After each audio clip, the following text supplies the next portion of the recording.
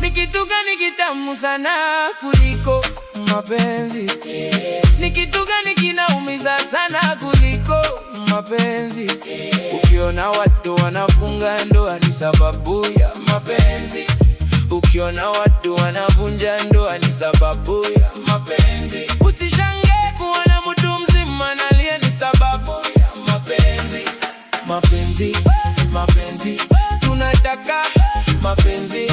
Mapenzi, mapenzi, tunaogopa mapenzi. Mapenzi, mapenzi, ni nini mapenzi?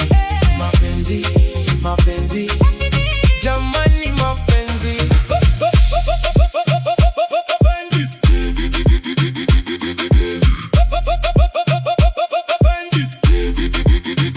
Mapenzi ilinifanya mikulia kama mtoto, kila siku moyoni mwangu noka moto. Niliyekuwa naye aliniwacha kama ndoto, huku naugua akimwenzenu naumia, kisa nauliza ni kitu gani kitamu sana kuliko mapenzi?